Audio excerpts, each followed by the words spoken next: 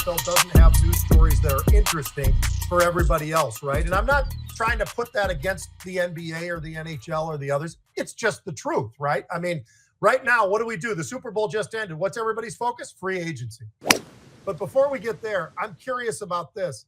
So the game had another record, 2 in a row now, where we've broken the record in terms of audience viewership. Now, the numbers are pretty staggering, John. 126 million people watched in some form or another.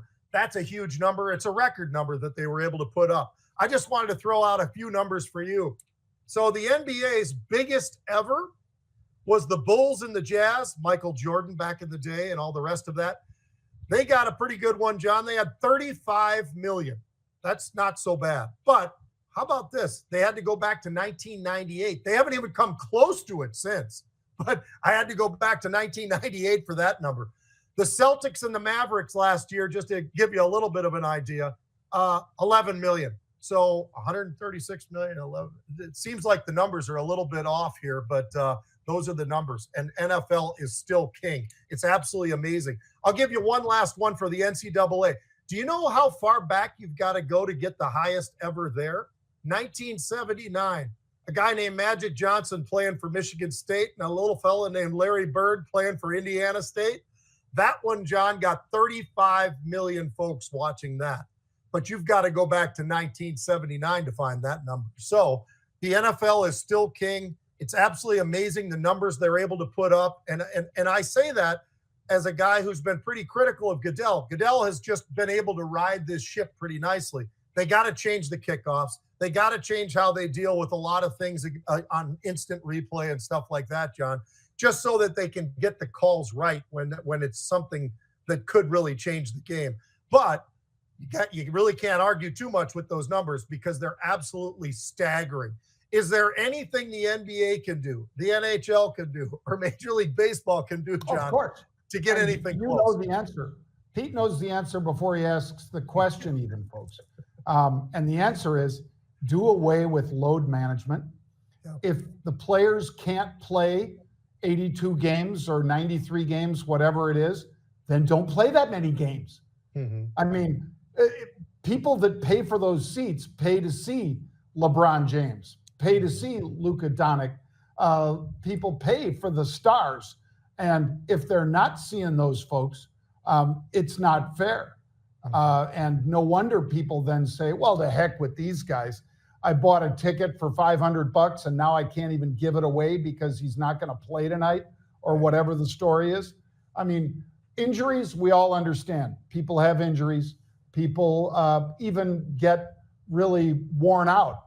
But if that many games wears most of the league players out, don't play that many games. Mm-hmm. You know, then it's just a money grab where you're just selling tickets, but you're not going to put product on the court that people want to see. So, yeah, that's the easy part, Pete. As far as hockey, that's tougher because hockey is a great sport. You and I both played it, but it has not captured the American audience the same way that the NBA and NFL and Major League Baseball have. Mm-hmm. It's just different on TV. Even if you have the puck with the light chasing it or whatever, even if you have that, if you're not used to watching that, I don't know how you get better TV audiences than what you've got right now, Pete. But those men that play hockey, they put it all on the line every night. You don't see them doing load management. Yeah. No, they're the toughest guys on the planet. They really are because they're not oftentimes as big, especially now as the NHL has kind of moved away from the big goons and the fighting and all the rest of that. They've got smaller. So it's interesting. And there are still a few big guys out there. I'm not saying they're all gone, but you don't have the same brawlers that you used to have, John. That they've changed the game a lot from that standpoint. And that might have hurt them a little bit, maybe to some degree too, quite frankly, because a lot of people liked some of the fighting that was going on in hockey and some of that stuff. Yeah. You ever heard of Slapshot? Paul Newman, by the way. But anyway, all right. How about this, John? Free agency, since they are 24/7, 365. How about this? Free agency. Now, I took a quick look. The top 10 free agents this year, 7 of them are wide receivers. Now, I'm just going to go back to my soapbox and say this, John. If I'm a GM of a team ever, I'm going to go out there and say, I don't need to pay a lot of money for a wide receiver because there aren't that much difference between number 1 and number 20, and not that big of a difference between number 20 and number 40. So the fact that those guys are some of the biggest free agents that are going to get some of the biggest contracts, it's going to chew up too much of what they've got underneath in the cap itself. And I think that's a mistake. But there are some quarterbacks. So I'll throw these out to you, John. The quarterbacks, top 2, in my opinion, Sam Darnold for sure, number 1. And I went through the rest of them. It's a kind of a lot of nobodies, except for maybe, and you'd be the right guy to ask, Justin Fields. Is Justin Fields a guy, I know he's in Chicago, now he's been at Pittsburgh, but is he a guy that you think has enough talent to go to the next level as far as where he goes if he gets to the right team? Because he wasn't on the right team with the Bears. You and I have talked about that. They didn't have anybody around him. They had no offensive line to block for the guy. The guy was getting sacked every play. So if he gets to the right place, is he athletic enough and good enough to be a quality quarterback, do you think? Sure, I do think so, Pete. But you do destroy the player's confidence, and the player needs to get his confidence back. Yeah. I mean, obviously, Sam Darnold, confidence destroyed with the Jets. Yep. He bounced around with a couple other teams, and all of a sudden, you give him Hendrickson, you give him, one of the best wide receivers in the game, yep, and another really, really top quality wide receiver at the other spot. And yeah, you can see the difference it makes. But when you're Justin, can he shake that off, Pete? Mm-hmm. The fact that, the confidence that he needed during these first 4 years of his career or 5 years of his career, it's tough to all of a sudden, if he gets in the right situation, the answer is yes, he could. But otherwise, it is tough. Meanwhile, is somebody going to ruin Deion's kid?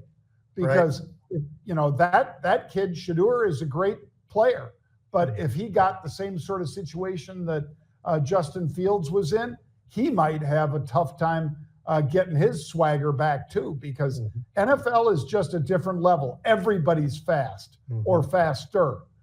Everybody's big or bigger. I mean, again, you talked yesterday, Pete, about the massive size of the Philadelphia offensive line, the Eagles. They are, I think they averaged, Pete, 6'6" and 325 across the front. And obviously, the big kid from down under that was a rugby player, 6'8", 360. I mean, just blocks out the sun. So you're a player in college football and you come out against a full-grown man like that, it's a whole different game. As our friend Ray Lewis would say, Pete, it's a man's game tonight, baby. It's true. There's one spot that everybody's finally kind of woken up to, John. It's funny because I'm listening to all these guys, all these pundits that have been around for a long time. You and I have talked about this forever. We knew that the King Henry, would have the kind of year that he had because he's at the right place with Baltimore, right? And he's big and he's fast and he's strong. Saquon, same thing, big and he's fast and he's strong. So now everybody's finally woken up to that. So you got Najee Harris out of Pittsburgh and then Nick Chubb from Cleveland. Those two guys are kind of big, kind of strong, pretty athletic. Those guys would probably be the right guys. The only problem is you start looking at age when you look at Chubb at 29 as a running back. That kind of gets people a little bit, going sideways on that whole thing. But I got a trade for you that I think makes a lot of sense. It could be interesting. Myles Garrett wants to be a free agent. He's probably arguably the most talented defensive end in football, potentially. But he's stuck with the Cleveland Browns, which is why 90% of the people that are listening to us right now, John, have never heard of him hardly, because he's in Cleveland where they don't win. He wants a playoff team. How about you get Debo and a couple other picks from San Francisco and put him out there on the other side of Bosa? You got Bosa on one side, you got Myles Garrett on the other side. I think that defense becomes the number one defense again overnight with some sort of a trade like that. Something that gets him away from Cleveland and into San Francisco. And I think it could happen. And Debo Samuel wants a trade. Send him to Cleveland. Well, that wouldn't be such a bad thing, Pete. Obviously, Miles, a huge talent, a great personality, and a great kid. But I can think of, at least 6 teams that would benefit from having that guy on their team. And, I think he makes any team he's on better. In particular, you talked yesterday about Hendricks in Cincinnati, the guy on the other side, Pete. I think he would make that better. But from a standpoint of where would he like to be and where would he get not just a better shot at the Super Bowl, but a shot at better sponsorship and so forth, Pete, believe it or not, LA Chargers might not be such a bad spot to have Bosa's brother on the other side. Either way, you get a Bosa. You get a Bosa with either, so it all works out. I got to tell you, that family, and you and I both know, their father was part of the Killer Bees with the Miami Dolphins back in the day. So that is a talented, unbelievable family. I can't imagine what those reunions and Christmases are like with those guys.